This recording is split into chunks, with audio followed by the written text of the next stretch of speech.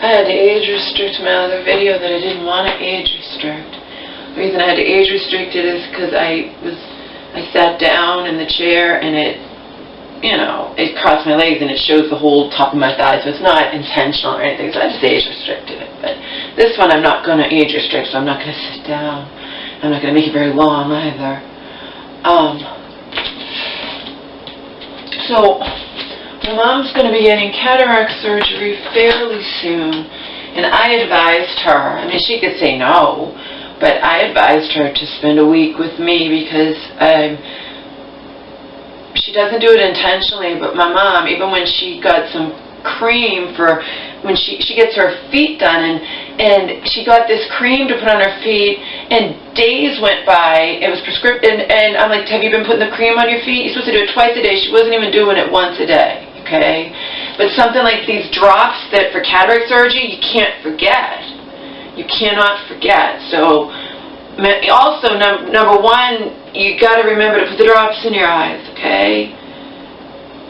It's surgery, and number two, my mom's never had contact lenses. She's never put drops in her eyes, you know. So I just thought it would be a good idea for her to stay here and recoup, you know. I know it's not serious surgery, but anything, any type of surgery still has potential risks.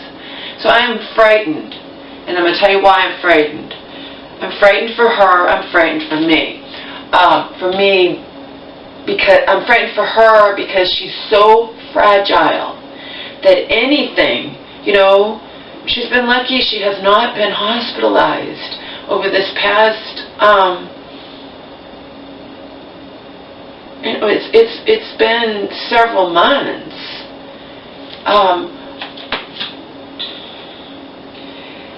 But she's very fragile, extremely fragile. The proof of that was the poor woman.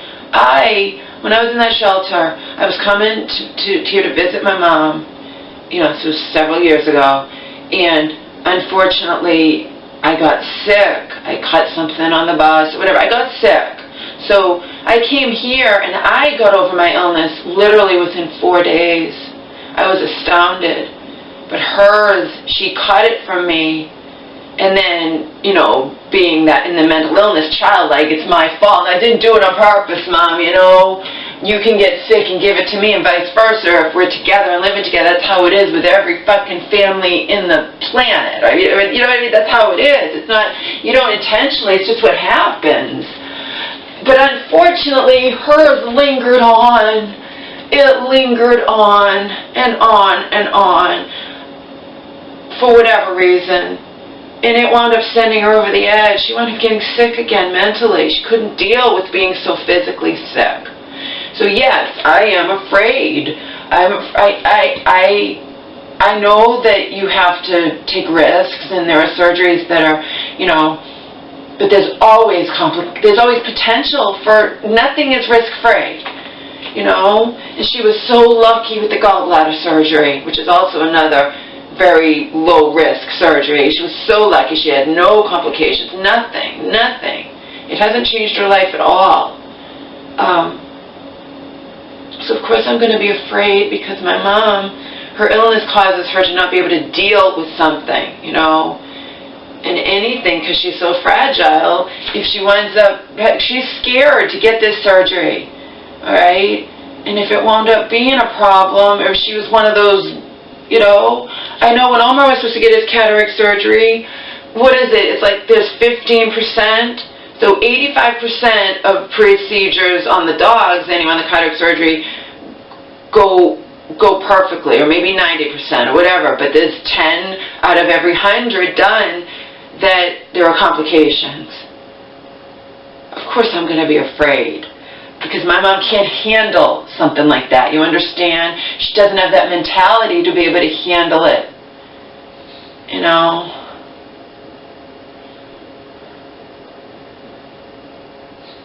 It was her decision to finally do this. When she didn't want to do it, I didn't try to talk her into it, and when she wants to do it, I'm there all the way supporting her. It's totally up to her, you understand? Up to her. Okay? But I just wanted to point that out, that I am afraid. It's still surgery. It might be minor surgery. And Joe had to get it. I told you, in his person, they fucked up somehow, but he has no recourse. It's like he can't even prove it. Because you're supposed to choose up front, apparently. And I don't know, I think my mom's is different. But up front, you're supposed to choose if you want to be nearsighted or far, you know, you're supposed to choose. And apparently, he says that they messed up. I haven't talked to him about it recently because it's a thorn in his side, and you know, you don't really have much recourse because I don't know. I don't know. I just know that I'm afraid.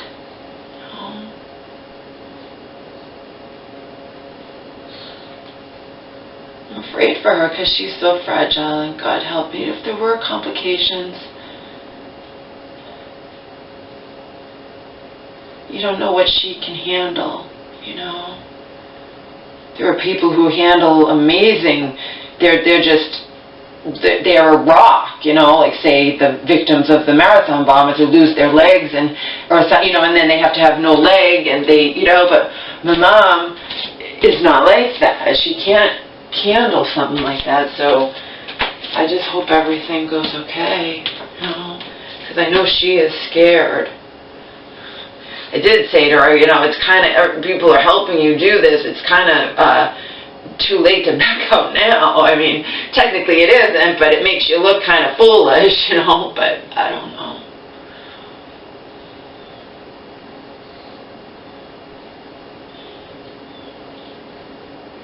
I don't have a car, obviously. I'm not the one taking her and picking her up and the whole 9 yards, but I did advise her. I did say, I really strongly advised her to stay with me for that week. She's not used to doing drops, and we know that her memory is not the greatest in the world, you know. I just would feel better having her here. I don't know how long she'll have to take the drops either. We have them here, you know, just so she doesn't forget them on you know, because she has to pack and then she'll be dropped off here after. But she had to do her ice fitting way ahead of time, and they got, you know, so the drops, you know, you pick them up so you have them, but we haven't needed them, you know what I mean? So it's scary. You know, it's like anything. I think you guys know, or if you don't, I've never had to have surgery, right? Unless it was when a little kid.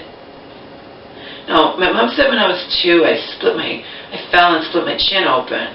But that's not that, you just get stitches. I've never had any type of surgery. My mom had to, when I was born, she had to have an emergency C-section. And she never had to have any kind of surgery for all that time, for almost 50 years, until the gallbladder surgery. So I've never had any type of surgery. I'm glad about that, you know. I told you, even though my mom, you know, the sister wasn't in control anymore, my mom would have got Omar the cataract surgery, but I opted that I think he's okay blind, and he should just live out his remaining years without having to go through that trauma of cataract surgery. Plus his eyes are like cloudy, and we would have had to start by giving him drops that may or may not make his eyes a candidate for cataract surgery. It wasn't worth it. You know, some drugs are like automatic candidates. Omar was not. Omar was not. He has very cloudy eyes. He always has, even back when he was a puppy. Okay.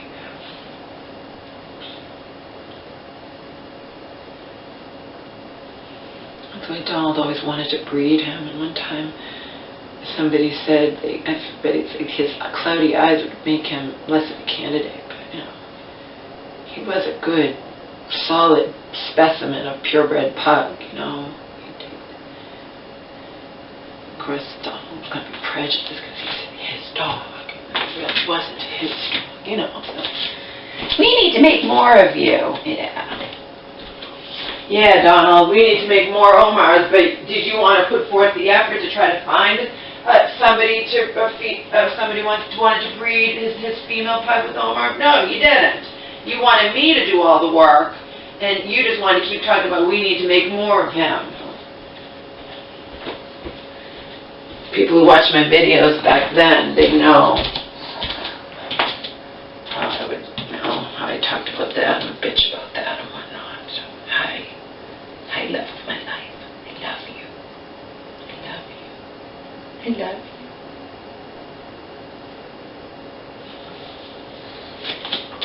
love, Mr. Plugger. I poured another plug in the jukebox, baby.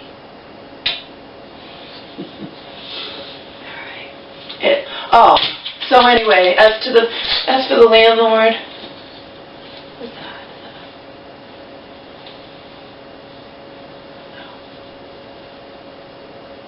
Anyway, her landlord, she's gonna be coming here.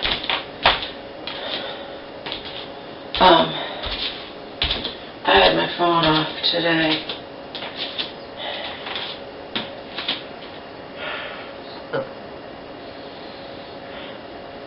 It's not that there's a solution, because there isn't. But put yourself in my shoes. Your elderly, mentally ill mom cries to you and bitches to you, and then you have to keep biting your tongue.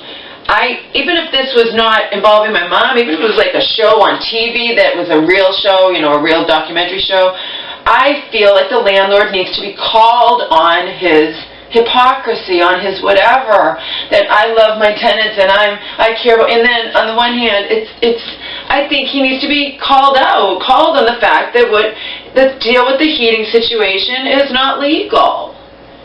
And it's not like he was upfront about it. But it wouldn't have mattered because it served its purpose, My mom needed to get away from her sister, and he agreed to not care, not contact her former residence. Okay? His longtime tenant was my mom's friend and could vouch for my mom, and that was all the guy needed.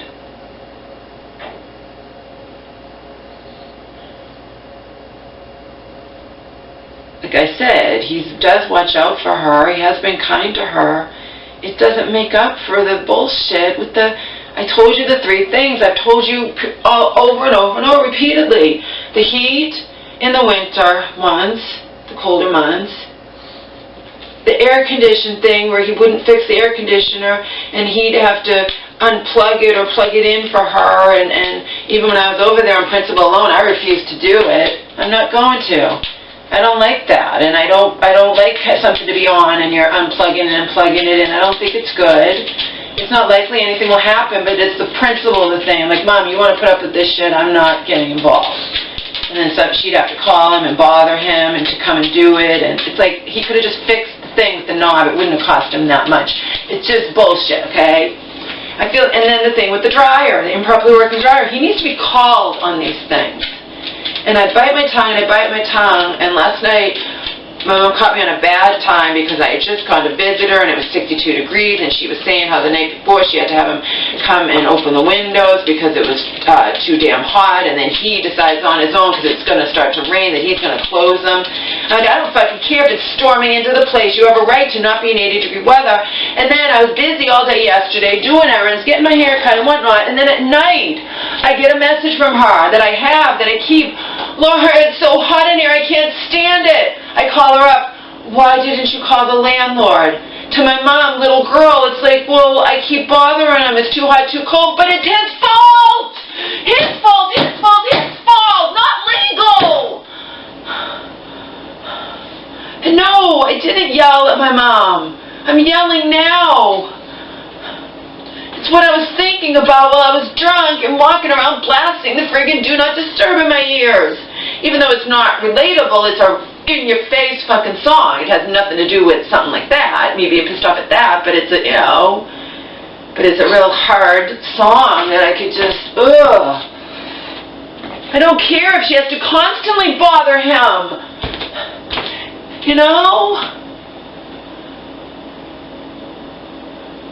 I said in the message too, I'm like, leave her alone. Like, don't get on her case that she's bothering you over something that you're doing illegally. Sorry. He has no right to say to her, but that's what she's afraid of. You call me when it's too hot, too cold. Yeah, she's not your fucking family member that you can just do whatever you want and the person has no recourse. You get it? I told him, I said this would have been grounds for her to break the lease. She didn't want to break the lease, okay? But it would definitely, it's grounds. You wouldn't have a leg to stand on, okay? It's not just that it can't be true when it comes to landlords and tenants. It's not, I found this out from her, but Joe would say the same thing. I don't know. This was last season, cold season, you know. It's not just that you have the right to never be cold in your apartment. You also have the right to not be boiling hot as a tenant. You think this wouldn't be grounds for her to break her lease if she wanted to in a heartbeat? Oh my God. It's laughable if he thinks he would have a leg to stand on if my mom wanted to break her lease. Okay? Omar, what are you doing? No! Give me that. Give me that. Give me that. What do you have? Give me that. Give me it. Give me it. Give me it.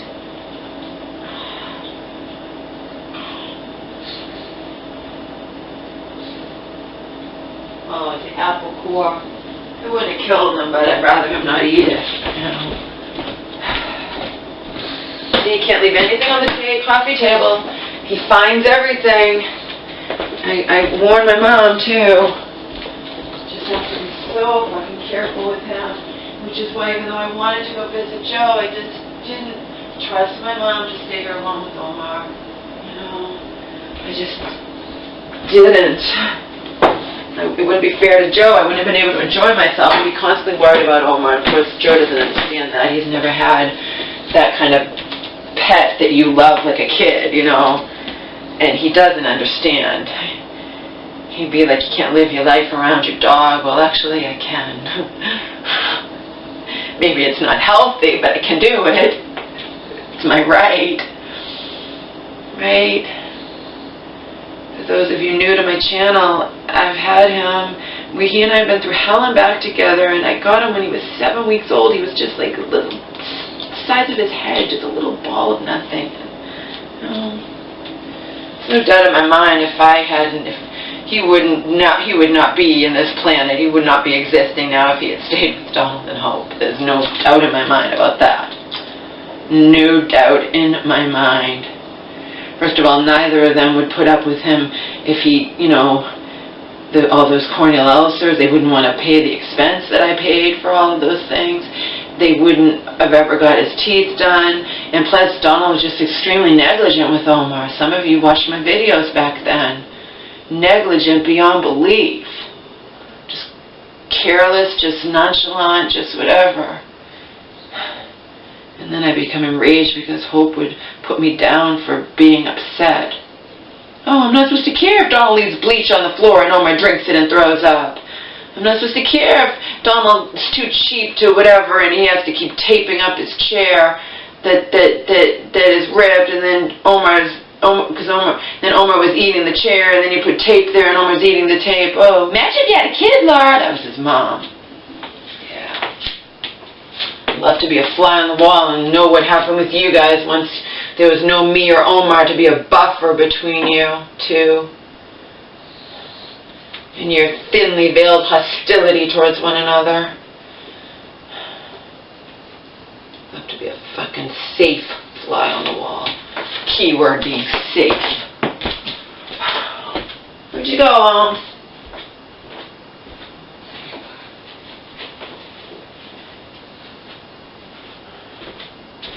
But anyway, you know, even if there's no solution, because obviously there's not, his whole setup is illegal. I talked to a newer tenant, and she's like, because I always thought he just shuts the boiler off, or so. I didn't know what he does. She thinks he has an actual knob that controls the heat. I didn't even know this, but I tried it the other day when he had it off. I turned her thermostats for show. I turned it on, nothing came out of the heat, no. And then I talked to a newer tenant, she's like, yeah, he controls the heat. Don't you know that? Like, how do you know? She's like, well, I just suspect. And in order to get it warm enough in the other lower apartment, you've got to have my mom. And I said, well, why is her apartment 80 degrees? She's like, because the heat must hit her place first. But none of it's legal. And I just, between the whole week of going back and forth and him having the nerve after she had just told him, said, can you open the windows, it's boiling hot in here, and then he comes over on his own, you know, and says, I'm coming to shut those windows, like it's, you know, I don't like landlords like that, okay, who think their tenants just, they own their tenants is what they think. It doesn't work that way. And if you want to put up with this kind of shit, it's one thing, okay? There's lots of people who put up with slumlords, they put up with shit, but it's not like he was up front about the heating situation. It's not like my mom expected to move in there, or me either, and we come to visit, and it being 80 fucking degrees in there. But whenever she said yesterday that with the windows open, it was still 80 degrees. I'm like, oh, and she's crying to me, Laura, it's so hot in here. What do you want me to do about it, Mom? He's a motherfucking asshole. I didn't talk to you all day. I wish I had, but I was busy. Why didn't you call him hours and hours ago and say it's too hot in here? You know? Well, I feel like I know what she's thinking, and it's sad. It breaks my heart. She's thinking, well, I'm bothering him. I'm complaining if it's too hot or too cold. Tough shit, tough shit, tough shit. He is in the wrong, Mom. Wrong, wrong, wrong. He's in the wrong. I finally let him have it. Just in a voicemail, I snapped. I've been biting my tongue, as you guys know. Biting my tongue. Mom, let me say something to him. Let me send a letter to him. I don't want you to cause trouble. Yeah, I know. You cry and cry to me. I'm disgusted, but you don't want me to cause trouble. What am I supposed to do except get shit-faced and walk around blasting "Do Not Disturb" in my ears just for a brief escape? You have to understand, I just wanted a little, you know, a safe escape. I blew off some steam relatively safely. And again, I was home early. It's just it gets dark early now. You know? What are you going to do? I'm not out gallivanting around or dancing around or singing around or whatever, or discreetly drinking late at night. I was home here before 8. Okay? And I blew off some steam. I blew off some steam in here creating videos for you guys too, but let's be real. My real enjoyment is walking around on the outside world and blasting my music in my ears. Okay? The only thing that would make it better is that because I've been gone all day, I was carrying stuff. I'd bought some groceries, I was carrying the stuff I'd brought for the day. So what would really make it ideal is to just, you know, be carrying nothing or one little tiny purse and be able, but that never happens. Because usually when I decide to do this, it's when I've been out during the day doing other shit, you know, so then I have the bag I'm carrying, so it's enjoyable, but not as enjoyable if I was just totally unencumbered by anything.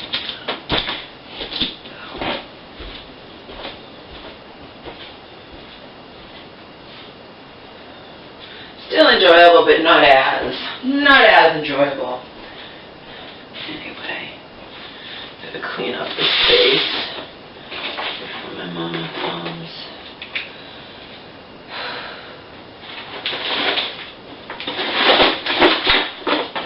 You already know she's going to be upset with me. It's just like with her sister, you know? If her sister was upset with me, the sister can't get at me and knows it, so she'd take it out on my mom. The landlord's the same way.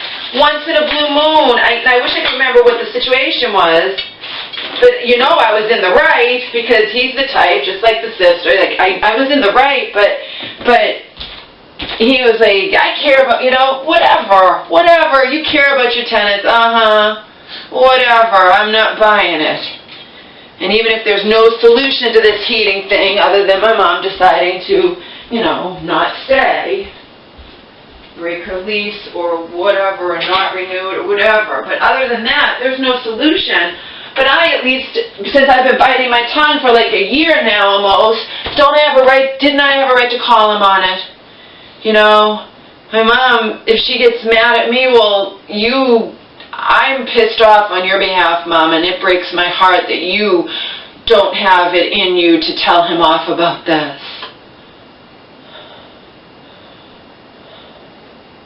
Just never forget, you're not dealing with someone young.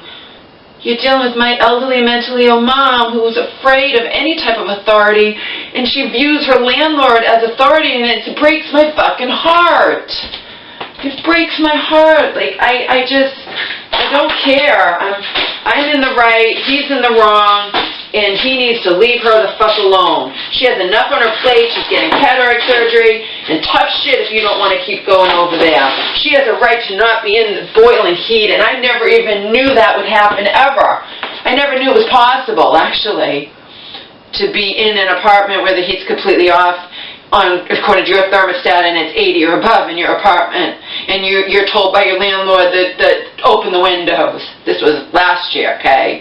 But that's not right. My mother, maybe, like I said, some young person or whatever can live there and it'll be okay, and, you know, but my mother, it's not good for her. You know, it's just not good for her. But it's her choice. I told her, Joe told her, I talked to Joe and that woman who used to be our friend or whatnot, and easily, he wouldn't have had a leg to stand on. She could have broken her lease like that. He wouldn't have had a leg to stand on, you understand? Because of course the lease says, if you leave, whatever, you owe me $10,000, you know, you owe me all. No, not in this situation. He's full of shit, okay? And I'm laughing because I'm screaming inside at all times, all right?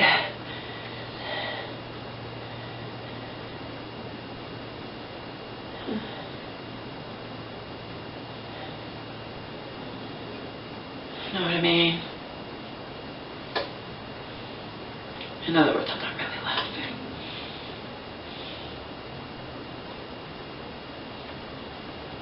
See, I was right about that shooting when they were just saying, oh, I thought it was less than it was. First of all, the eyewitness who said the guy seemed I don't know who did it yet, so I'm not being, he was saying he seemed released, and then they were saying there were 6 injured. I thought it was a lesser shooting. He said something about he had a handgun, so you can't shoot as many people with a handgun. But now I found out the truth today when I woke up for good. 12 dead, and Lord knows how many injured, or how many more might die. So when I was getting it, when I was watching it, I think I was still drunk or something. It was probably just nobody knew what was going on yet. It was, when did it happen? That's what I'm not understanding either. It's breaking news.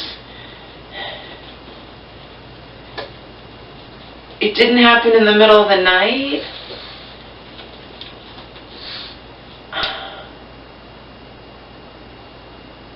I'm not sure what's going on with that, but I just wanted to tell you that I knew there had to be more people dead, unless it was one of those lesser shootings, and now it's not. 12 people dead. I think they said at least 10 injured, and again, injured people could be critically injured and die. Oh. It's just so sad. It's so sad, but there's no... People who think that guns are going to go away, it just will never happen. And I do believe there are a lot of valid reasons for, you know, because that woman who I told you she lost her son survived the Las Vegas shooting of whenever that was, only to die in this shooting, this Thousand Oak or whatever, the California recent bar. Oh my God. Final Destination. That's like Final Destination. That's freaky. That's so freaky. It almost is like if it's your time to go, it's going to happen. But people need to give up. You can scream to your blue in the face. Then there are a lot of valid reasons, you know, like Joe and others will say, you know, you're not going to, you know, you try to take people's, it's not going to happen. And I do believe 100% you take away all the people's guns, only the criminals will have guns. And we all know there are people who will say that certain aspects of the you know, are criminal. So, you know, there's no solution. But it isn't guns that kill people, it's people who kill people, and they can use all sorts of things other than guns. So.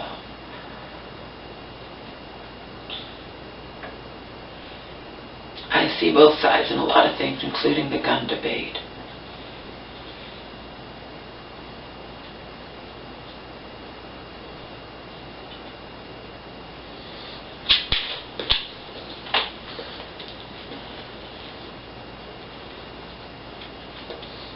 You're really not safe anywhere nowadays.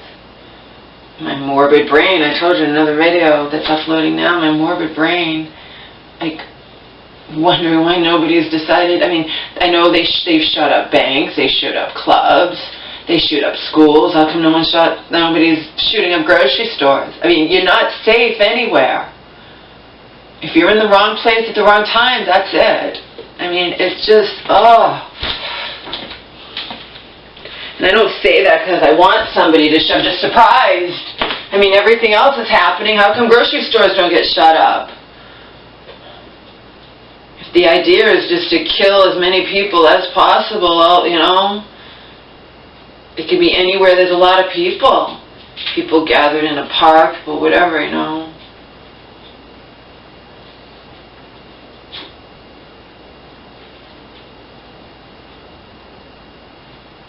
That's why I'm surprised when someone like that one, that they shoot up banks, but not to rob the bank. The reason I'm surprised at that is because you know in a bank there's going to be a security guard who has a gun. But you know there's no security guards with guns or whatever in certain other places where people are just sitting ducks. But then again, look at the people who've gotten mowed down by cars or trucks just intentionally mowing people down. That's happened more than once here in the United States. It doesn't just happen in other countries. It happens in other countries too, like France or whatever. You know. So, what is the solution? There is no solution. We're all just sitting ducks, really. We're all sitting ducks. Anything can happen at any time. Even the road rage thing I talked to you about. The woman and her boyfriend were in the car. This person in a truck or whatever nearly hit them. They do what any of us would be inclined to do in that situation. They yelled at him. I don't know if the guy got out of the car or whatever to assess the damage and yell at the guy, but in the end, the guy in the truck killed that guy in front of her girlfriend, was in the car horrified. He killed the guy. He beat on him. He strangled him. And then he took part in the trying to save him. It's just sickening. It's sickening. That's why Joe says he really believes 100% that people who do crap like that, or that husband who decided to murder his pregnant wife and his 2 little girls, and he keeps hearing them. It's in the news again because he pleaded, he was trying to say that she had killed the girls, and now in a plea bargain he's admitting that what we all knew anyway, that was just sick what he was doing, cheating. He killed them all. And you see the little girl, my daddy's my hero, and to know that he killed her, I mean. So he did a plea deal. He wants to save his sorry ass life. I sit here and hope he gets killed in prison. I don't care. I don't care if that's not, I'm not Christian. Okay, I don't care if it's not Christian, like whatever. He took a plea, so to save his sorry ass life, he's going to spend the rest of his life in prison with absolutely no possibility of parole, but he avoided the death penalty.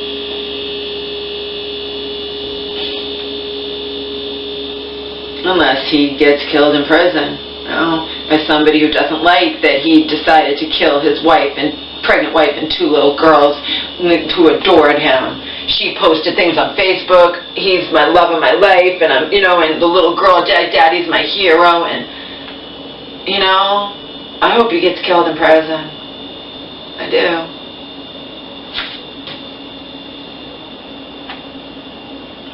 He makes me puke.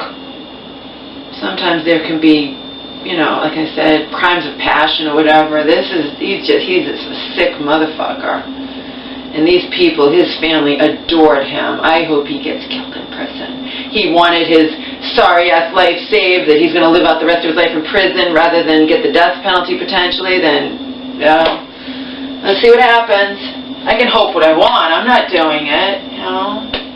But I won't cry if it happens to him. I won't shed a tear. I won't fucking care. You understand? I won't care. And actually, possibly her family would be happy that he sits in prison instead of, you know, because he has to spend life in prison and he gets all that time to think about what he did. we always go back to the same thing though. Why? Why did you do it? You know, most of these people who do this kind of shit are going to get caught. You're going to spend the rest... Why do it? Why take your family's lives and throw away your own life? I don't understand it. That's why Joe says it's archons, it's the extraterrestrials running this planet. Joe loves Twin Peaks, Garbanzia, whatever. All these beings, archons, they love pain and suffering, and you let them get in and they fester in your heart and they take over. It doesn't mean you're not still going to be held responsible and go to jail or get the death penalty or this, that, or whatever, but that's what Joe believes. You can call it Satan or demons, or you can call it archons, extraterrestrials, Garbanzia is from Twin Peaks, pain and suffering. That's what these beings, these non-human beings, they love our pain and suffering. And then if you let them take over you, they will. Because what else makes sense? I say to Joe, okay, I just use that as an example. Why did this husband murder his pregnant wife and 2 little girls, and now he took their beautiful lives? He sacrificed his own. You know what I mean? He threw away his own life. He's going to spend the rest of his life in prison, or he could have got the death. Why do it? And Joe says it's not them. They let themselves get taken over when these things happen. Or that recent 15-year-old strangled his mom. And the chilling, sick thing is when he confessed, he strangled, and then I guess she wasn't completely, he thought she was dead. He came back and she was still alive, but obviously not alive enough to have the strength to call 911 or whatever, and he finished her off. And then he enlists the help of 2 dumbass friends of his who help him get rid of the body, and now they're going to be, held accountable and punished as accomplices. I mean, something like that. People let themselves get taken over. They really do. They let themselves get taken over by evil entities or evil whatever. Joe believes that, and I have to believe it just based on common sense. What is the point? Okay? These are premeditated things, remember. That thing with the road rage, where people sometimes die in road rage, that's almost a crime of passion. That's just people just let their emotions, but it's not premeditated. The premeditated shit or whatnot, you're like, why do it? Why do it? Why throw away your own life? You take the lives of your family who loves you, and then it doesn't make sense. It doesn't make sense. And Joe's like, you're never going to know, Laura, because they're not in their right frame of mind. They allow evil to get in and fester, and then that's it. When they're doing it, they are not themselves. That's what Joe believes, and I tend to lean in that direction just based on common sense alone, because why do it? Even if you want these people dead, you're not going to get away with it. You're throwing away your own life. I mean,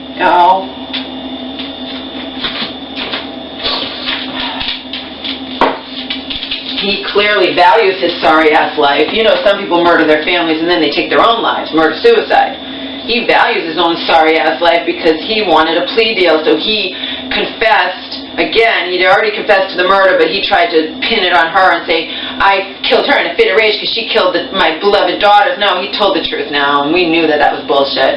So he's going to spend the rest of his life in prison. No possibility of parole. He did the plea deal because he didn't want the potential for the death penalty to get the death penalty. So he cares about his sorry-ass life. Enough said. I just don't understand any of it. It makes me puke. Bye.